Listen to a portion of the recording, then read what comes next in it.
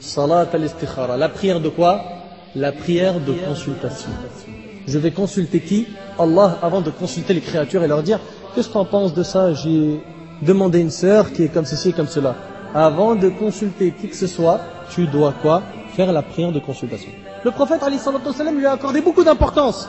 Selon Sa'ad ibn Abi Waqqas radiyallahu anhu, le prophète alayhi salatu wassalam a dit parmi les bonheurs du fils d'Adam, le fait de consulter Dieu.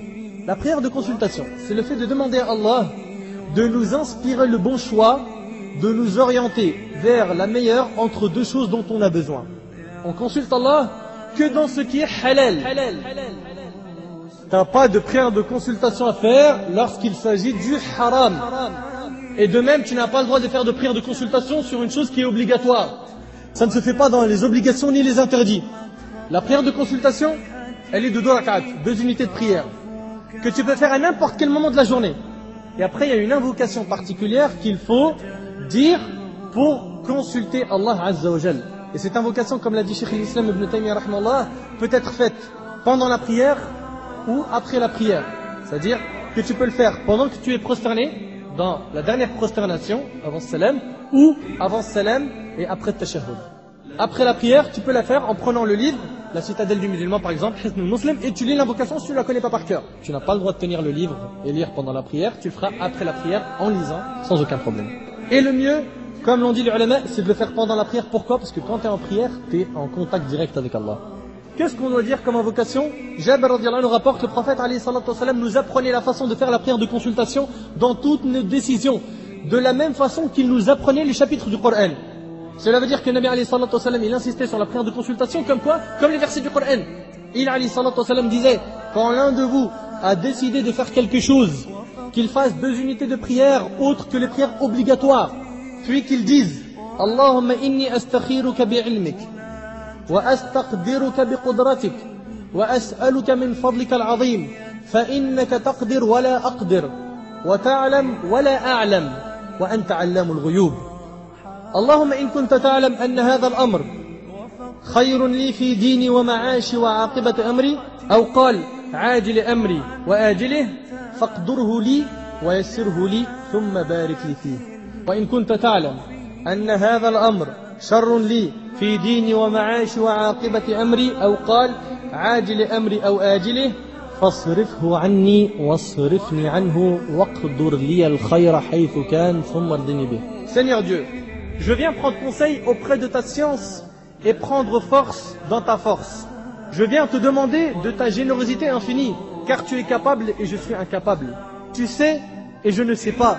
Et c'est toi le grand connaisseur des mondes inconnus, Seigneur Dieu. Si tu sais que cette affaire est pour moi une source de bien pour ma religion, pour ma vie ici-bas et pour ma destinée future, destine-la moi, facilite-moi sa réalisation et bénis-la moi. Et si tu sais que cette affaire pour moi est une source de mal pour ma religion, pour ma vie ici-bas et pour ma destinée future, détourne-la de moi et détourne-moi d'elle. Prédestine-moi le bien là où il se trouve et inspire-moi-en la satisfaction. Et il nomme alors l'affaire en question rapportée par Al-Bukhari. Cette chose, tu la citeras. Ça peut être un travail, une femme que tu veux demander en mariage. Ça peut être pas mal de choses, mais pas une obligation ou une interdiction. Il n'y a aucun inconvénient à répéter la consultation si l'intéressé n'est pas rassuré. Tu peux la répéter autant de fois que tu veux.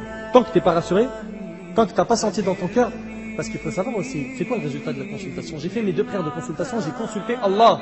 Et celui qui consulte Allah, il a gagné. Parce qu'Allah, il va soit lui faciliter la chose qu'il a demandée, soit il va lui fermer l'accès à cette chose-là.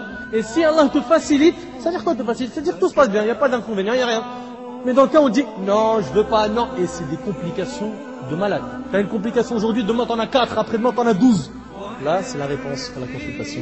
C'est que cette chose n'est pas bien pour toi, tu dois la laisser. Tu as consulté Allah, c'est terminé. Tu as consulté Allah, tu as tout gagné.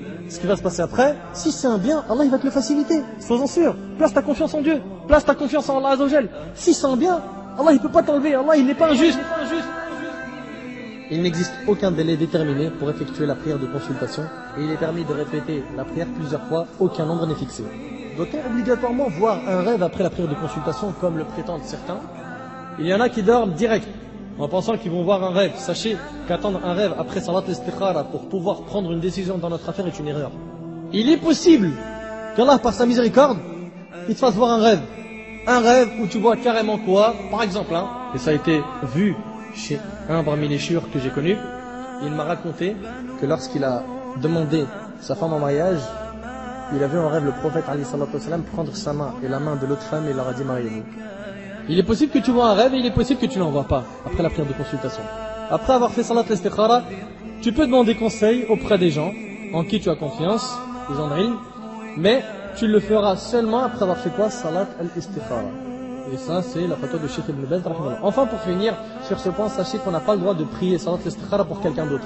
Non, c'est toi qui demandes à Allah, est-ce que cette affaire, elle est bonne pour moi? Elle me concerne moi. Tu peux pas la faire pour quelqu'un d'autre. Salat al-istikhara, c'est chacun, il a fait pour soi. De même, si une personne a plusieurs choses à demander à Allah, il faudra qu'elle fasse pour chacune des choses une istikhara. À propos du sentiment de soulagement, Cheikh l'Islam Ibn Taymiyyah a dit: une fois Allah consulté, on doit penser que le choix d'Allah réside en ce à quoi on se sent à l'aise et le trouve facile.